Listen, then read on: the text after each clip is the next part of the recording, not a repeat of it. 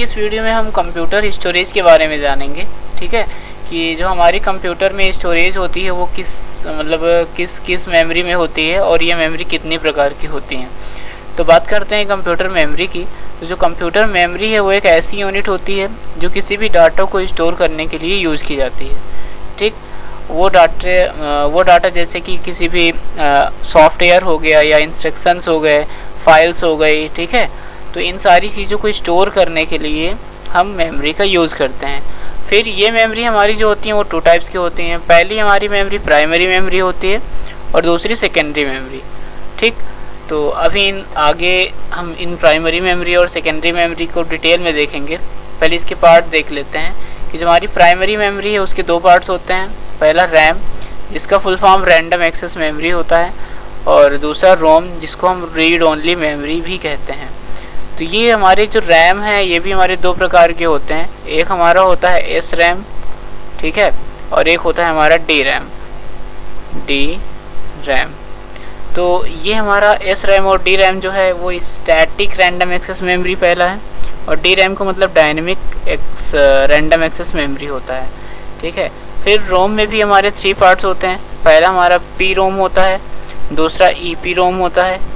पहला हमारा P ROM यानी कि प्रोग्रामेबल रीड ओनली मेमोरी होता है, दूसरा ई पी रोम यानी erasable programmable read only memory होता है, और तीसरा ई पी रोम होता है जिसे हम electrically erasable programmable read only memory कहते हैं। ठीक है, फिर आगे बात करते हैं देखिए सेकेंडरी मेमोरी की। तो सेकेंडरी मेमोरी जो होती है वो निम्नलिखित 2 प्रकार की होती हैं। कुछ हमारी मेमोरीज हमारी सीक्वेंशियल डाटा को स्टोर करती हैं, कुछ हमारी डायरेक्ट एक्सेस करती हैं। तो जो सीक्वेंशियल करती थी, देखिए पहले ये यूज़ किया जाता था इनका। ये ऐसी मेमोरी है जिनको हम एक बार स्टोर करने के बाद आप उसे बाद में उसे डिलीट नहीं कर सकते। ठीक है, या डायरेक्ट एक्सेस नहीं कर सकते। इसका एग्जांपल होता है मैग्नेटिक टेप। जैसा आपने मैग्नेटिक टेप देखा होगा, तो मैग्नेटिक टेप जो है वो आपका एक सीक्वेंशियल एक्सेस मेमोरी का उदाहरण है। फिर बात करते हैं डायरेक्ट एक्सेस मेमोरी में। तो ये डायरेक्ट एक्सेस मेमोरी जो होते हैं वो 3 टाइप्स के होते हैं। कुछ हमारे जैसे कि हार्ड डिस्क हो गई, ठीक है, हार्ड डिस्क हो गई, फ्लॉपी डिस्क हो गई, या सीडी हो गई, डीवीडी हो गई, ठीक है, फिर या पेन ड्राइव वगैरह हो गई। तो ये सारी चीज़ें जो होती हैं हमारे डायरेक्ट एक्सेस मेमोरी में आती हैं। तो आगे देखते हैं कि सबसे पहले प्राइमरी मेमोरी क्या होती हैं। तो प्राइमरी मेमोरी देखिए मेन मेमोरी होती हैं, और जो इनका यूज़ होता है वो किसी भी डाटा को एक परमानेंटली स्टोर करने के लिए नहीं किया जाता, टेम्परेरी स्टोर करते हैं इसमें डाटा को टेम्परेरी स्टोर करते हैं। मतलब आप इसमें ऐसा नहीं है कि आप उस डाटा को एक लंबे समय तक स्टोर कर दो। ठीक है, फिर ये मेमोरी हमारी मेन मेमोरी कहलाती है। मेन मेमोरी इसलिए इसे कहते हैं क्योंकि एक सीपीयू का पार्ट होती है। ठीक है, तो और इसका जो यूज़ होता है वो किसी भी प्रोसेस के लिए किया जाता है। यानी जो आपके कंप्यूटर्स में प्रोग्राम रन होते हैं तो जो रन होने की स्टोरेज होती है, ठीक है, वो आपके प्राइमरी मेमोरी ही होती है। तो किसी भी प्रोसेस के लिए हम प्राइमरी मेमोरी का यूज़ करते हैं, टेम्परेरी डाटा को स्टोर करती है, और ये मेन मेमोरी भी कहलाती है। अगला पॉइंट हमारा है कि प्राइमरी मेमोरी को हम इंटरनल मेमोरी भी कहते हैं, क्योंकि ये हमारे सिस्टम यूनिट के अंदर लगी होती है। ठीक है, इसे हम इंटरनल मेमोरी भी कहते हैं। फिर अगला पॉइंट है कि ये हमारी वोलेटाइल मेमोरी। वोलेटाइल और नॉन वोलेटाइल का मैं बता देता हूँ कि वोलेटाइल क्या होता है और नॉन वोलेटाइल क्या होता है। देखिए वोलेटाइल और नॉन वोलेटाइल अभी हम जब रैम और रोम पढ़ेंगे तो उसमें आपको समझा दिया जाएगा। बट वोलेटाइल मेमोरी ऐसी मेमोरी होती है जिसमें आपकी पावर सप्लाई, कंप्यूटर की पावर सप्लाई ऑफ होने पर कुछ डाटा का लॉस हो जाता है, तो वो हमारा वोलेटाइल होता है। जैसे कि अगर आप मान लीजिए किसी भी सॉफ्टवेयर में काम कर रहे हैं, ठीक है, तो फाइल्स बनाते समय अगर आपकी पावर, आपके इस कंप्यूटर सिस्टम की पावर ऑफ हो गई तो आपके डाटा का लॉस हो जाता है, तो वो आपका वोलेटाइल मेमोरी होती है। और जहाँ पर नहीं होता है, मान लीजिए अगर हमने उस डाटा को, फाइल को सेव कर दिया, तो वो हमारी नॉन वोलेटाइल होती है। तो जहाँ पे नहीं होता है वो नॉन वोलेटाइल होता है, और जहाँ पे डाटा का लॉस हो जाता है उसे हम वोलेटाइल कहते हैं।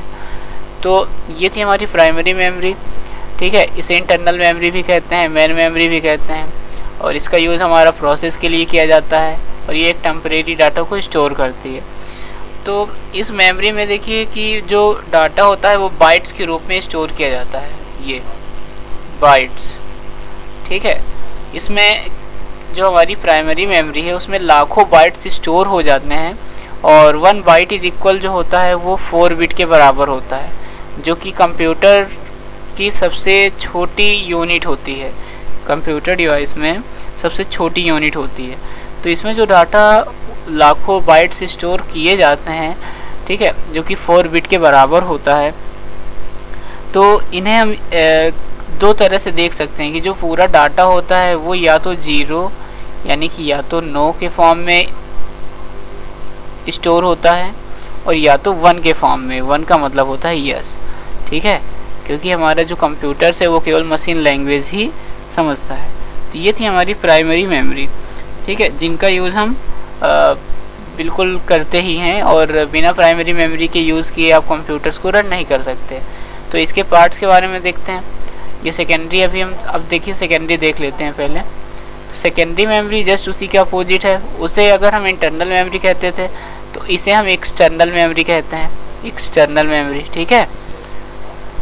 और एक्सटर्नल मेमोरी से इसलिए कहते हैं क्योंकि ये बाहर से लगाई जाती है। और जैसे कि इसके एग्जांपल्स हैं, जैसे हार्ड डिस्क हो गए, हार्ड डिस्क हो गई, ठीक है, फ्लॉपी डिस्क हो गई, तो फ्लॉपी डिस्क हो गई, हार्ड डिस्क हो गई, सीडी हो गई, डीवीडी हो गई, ठीक है, ये सारी चीज़ें हमारी सेकेंडरी मेमोरी होती हैं।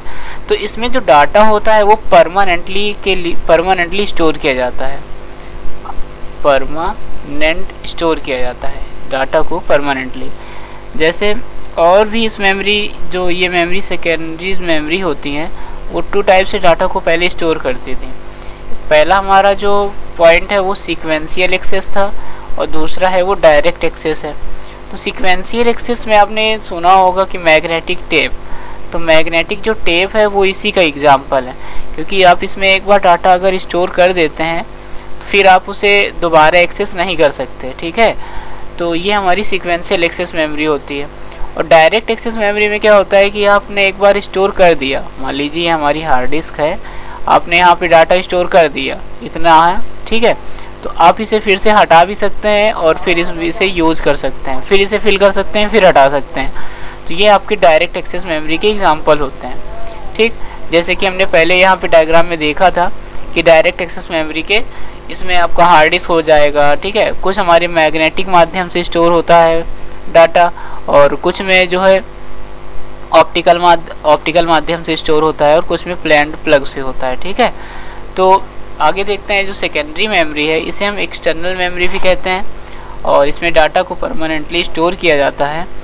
और ये मेमोरी जो है वो इम्पॉर्टेंट होती हैं किसी भी डाटा को स्टोर करने के लिए।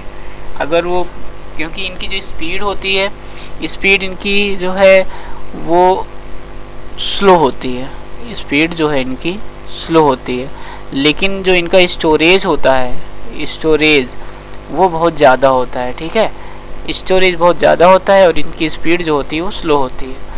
इसी के अपोजिट में अगर हम प्राइमरी मेमोरी की बात करें तो प्राइमरी मेमोरी की जो स्पीड होती है वो काफ़ी तेज़ होती है, लेकिन इनका स्टोरेज जो होता है वो बहुत ही कम होता है, ठीक, क्योंकि इनमें जो है डाटा सेकेंडरी मेमोरी में, आप सेकेंडरी मेमोरी में जो डाटा होता है वो देखिए, सबसे पहले हम बात करें इसकी बिट की, तो बिट हो गई या फिर MB होता है, ठीक है, MB हो गई, मेगाबाइट हो गई और फिर GB हो गई, गीगाबाइट हो गई, ठीक है, फिर PB या TB हो गई, टेराबाइट। तो हमारे जो कंप्यूटर्स हैं उनमें सेकेंडरी जो मेमोरी होती हैं उनमें टेराबाइट और गीगाबाइट आदि में डाटा स्टोर किया जाता है, ठीक है।